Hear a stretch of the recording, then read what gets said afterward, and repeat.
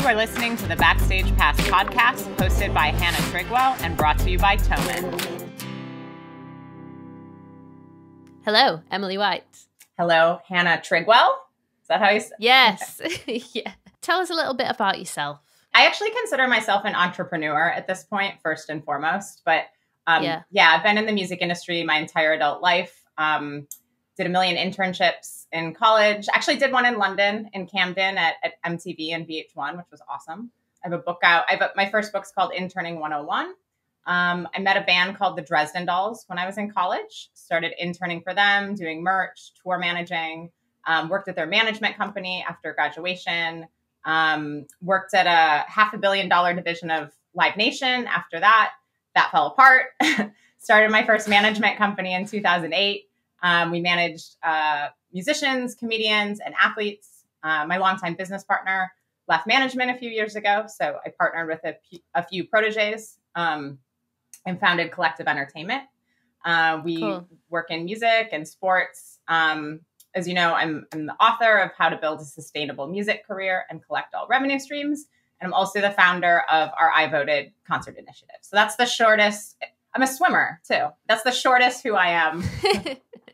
And it was my whole plan and dream to really live and work in the UK. I'm a huge Britpop fan. So my plan was actually to camp outside Marcus Russell's office, who's managed Oasis forever, until he would let me help with something. Nice. But instead I got an internship at MTV and VH1, which was great. And at that time in the US, I was working for and interning for the Dresden Dolls. So I had this very good problem of, oh my gosh, I got my dream internship. And Amanda and Brian from the band were so supportive. They're like, this is your dream. Go do this. When you come back, we're here. So that's amazing. And it's also just a reminder too. It's like, I really want people to dream big and go after their goals, but anyone's life or path, I'm very happy with my path, and I don't work with Noel Gallagher. So what's the best part of it all for you? You know, my answer to that is not always very exciting. At this point, I love controlling my schedule.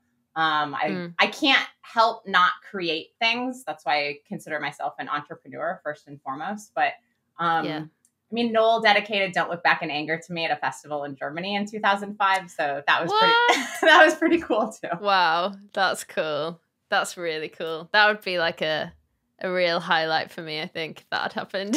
For sure. So you manage Julia Nunes. That's how I found you, actually. So I'm a big fan of Julia. You sent me this book, which is great. I've not finished it. Hands up, I admit that I've not finished it yet. But I'm kind of like, I'm going to say 65% way through, and it's great. It's so actionable. I think that a lot of music industry books can be filled with motivational stuff that's really good, but not a lot of actionable stuff. First, thank you for reading 60% of it and your kind words. I am going to read the next 40%. I just haven't got around to it yet. Hear me out. My parents have not read the book, so you're good. Really? They said they've seen me speak too many times and they know it. And also I'm like, you don't get to say you're bored during the pandemic anymore. And my mom reads a book a week also. So anyway, I know. I'll work on that. But I definitely did not set out to be an author. Interning 101 came about because I wrote what I called the Intern Manifesto for our management company, because I felt that I was explaining a lot of basics over and over. And I just thought, well, if they have this guide, this handbook, then maybe they can just read that and we can work together on higher level things. So I had two really wonderful New York University interns when I put that together. And I said, if I turn this into like a 100-page how-to book for you and your classmates, would this be helpful? And they were like, they literally turned around and were like, yes. So that's why I did that one. And the How to Build a Sustainable Music Career and Collect All Revenue Streams, I felt like I was explaining the same information to people over and over. And I also felt that the information in the book is actually out there, but I've never seen it put in a cohesive order. So I just felt like you shouldn't have to know me or have access to me to have access to this information. And then actually the second half of the title, and I don't mind sharing that that was inspired by Julia. I started managing Julia a few years ago. along with another international act we took on around the same time. And I kept finding money for them. And I just felt like if this is happening to artists that people have heard of, not to mention that the modern music industry really holds, as they should, really holds Julia up on a pedestal of like, this is a modern artist. This is how you should be. And I'm just like, if I'm finding, money for her, sometimes up to 5 figures, then what about everyone else? It's true. I often talk to artists and bands who, even if they've just started out, it does shock me how many people are not signed up to even just the basic royalty collection societies.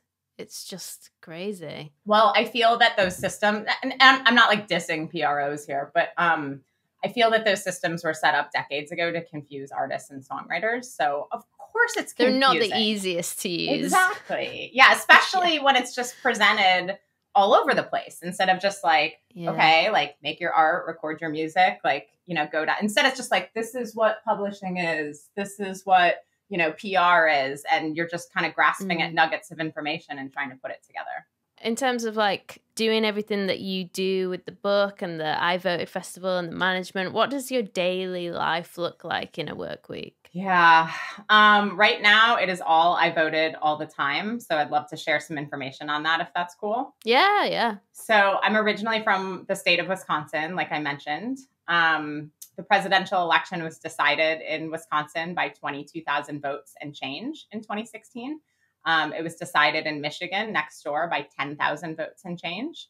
I had read that voter turnout was down in the city of Milwaukee, where I'm from. And I was like 22,000, let alone 10,000. I'm like, that's an arena. Why don't we put together some sort of sick concert and tie in voting? And I realized if we took the concept national, we could have that much more impact. So that's what we did for our 2018 midterm elections. We activated over 150 venues to let fans in on election night who show a selfie from outside of their polling place. Wow, that's cool. Thanks. All these national acts performed. We got a ton of press, and it was really just myself and an intern. It was an idea that caught fire. So now, obviously, we're in pandemic times, and we're inviting artists to perform via webcast on election night. And fans can access the stream by RSVPing with a selfie at home with their mail-in ballot or from outside of their polling place.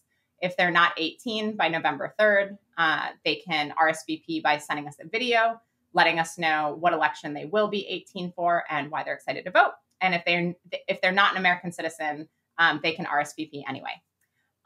So instead of just getting like artists on our roster or artists that we hope people will like, we partnered with Chartmetric, and we've literally been reaching out to the top streaming artists in and or from each state. Because that's what fans are actually listening that's to. Awesome. Thank you. Yeah. So we're only through about 4 state data sets. Maybe we're into 5 right now. And I think we've confirmed about 200 artists. So this is projecting out to be the largest music festival of 2020, all in support of voter turnout. So to answer your question, my life right now is a little different than it is normally because we're building this thing and we're still not funded. I hope that changes. Being a woman and an entrepreneur is not always the most fun thing. But we do have a 30-person volunteer team. Warped Tour founder Kevin Lyman just joined our board. My best friend Laura Keating's on the team. I have a phenomenal COO and Melanie Shark. So I'm just so proud of what we've built, and we're just going to keep going. For the artists out there then, in terms of getting your ducks in a row, this is a massive question. So, and you have a book that answers it in a lot more detail. But if you could give a summary of like what you think an artist needs to do before they release a single, what would that be? Or anything, right? Album, single, or anything. EP. Yeah, totally. Yeah. Well, the first chapter is called Get Your Art Together. And I thought that was kind of obvious, but I had students at NYU, and I teach in the Clive Davis Institute at Tisch School of the Arts. I mean, these students are phenomenally talented. And I had students that were like, get your art together. I will never forget that. So I think sometimes we get ahead of ourselves, right? We're thinking about that single release or album release or whatever, and we're not. And I meet too many, in my opinion, I meet too many artists that sometimes are making music that they think other people will like, or they think a label will like, or they think, if you're writing like for pop stars or something, that's totally different. But I first and foremost, like, it has to be genuine. It has to be authentic. It has to come from your heart. It has to come from your soul, or I don't feel it'll connect with people. That could take years to get to that point, and that's okay. But then on the more kind of, not that isn't practical, but kind of the more practical end, data collection. Collect as many email addresses as possible, phone numbers, and understand where your fans are. Because, tech companies are the most valuable companies in the world, and that's because they have all of our data. So maybe it's not like the sexiest thing or whatever, but artists almost have to like look at themselves as a tech company. And that's really the key to building a sustainable career. Because, if you built, you and your listeners, most of your listeners are probably too young for this, but it's like, if you built your career on Friendster, was the first social media network. And when I was in college, MySpace is a better example. It may have felt, like Facebook would never go away. And obviously they're having a lot of problems. So if you build your career on some other tech company's platform, they can control, when you communicate with your fans. If you have phone numbers, email addresses, and no locations, and the location stuff, you can even know anonymously, right? Like through Spotify and social media insights. And then that can help drive your touring in non-pandemic times. And even now, it's like, if you have fans in Brazil, or you have fans in Poland or whatever, see if you can do a song in Portuguese, right? And put it, and share it with your fans. So that's the most. So it's important. Like, the art is super important. And then the data collection is super important.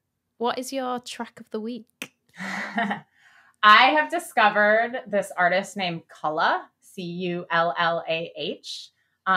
via iVoted and Chartmetric. He was one of the top. He's from Wisconsin, where I'm from, and is one of the top streaming artists there. And he releases it. Julia was impressed with this.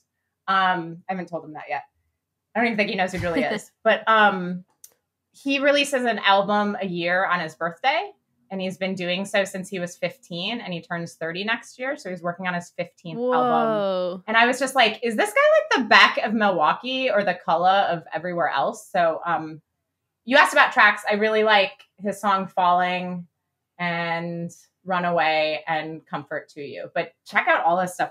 I know the entire iVoted team has been really impressed, but also like that's been such a cool part of this project, because the music discovery has been amazing. Because like there's an artist also from Wisconsin named Boom Forest, and they do just this gorgeous Sonny and Cher cover, So again, it's just so interesting to discover music based on what fans are listening to, instead of just like, I don't know, trying to figure it out on your own. Yeah, absolutely. So my final question is, what is the best lesson that you've learned in your career so far? It's kind of, my answer is a little bit more for like younger people, I would say. Well, I'll answer this twofold. If you're trying to get into the business, it's to make yourself indispensable. That's really the Cliff's Notes version of Interning 101. That's what I did with the Dresden Dolls. Not that I meant to, although I was given that advice at my freshman orientation at university. I don't hear that advice often. But when the Dresden Dolls signed with Madison House for management, because I would never say I was the third member of that band, but functioning with me was a lot easier than functioning without me. And also the manager they ended up going with, Mike Luba, is like, he's my mentor, and he was not threatened by me. And I feel like maybe some other people would be. So long story short, the Dresden Dolls built into their management contract that they would pay a higher commission to Madison House if Madison House employed me. My name was in the contract. So that's the definition of making yourself indispensable. And then someone like Luba, like I said, is not only not threatened, he was like, sweet, she'll do a bunch of the work, So it was a really good situation when I was younger, because he was always so righteous. We'd be like, with fancy people at a festival, and he'd be like, oh, this is the Dresden Dolls' real manager. But in reality, like, I would do the bulk of it. But when I needed something, he was there. And, that happens to this day. And then for everyone else, just to stay balanced, right? And try to take care of yourself, because this stuff comes and goes. It's super fun. But it's important to, have balance with your friends and family and all that. Absolutely. Thanks so much for speaking to me today. It's been great. Thank you for having me. This was awesome. I really enjoyed it. Thanks for tuning into this episode. Be sure to hit subscribe and leave a comment to let us know what you think. And I will see you next time on Backstage Pass.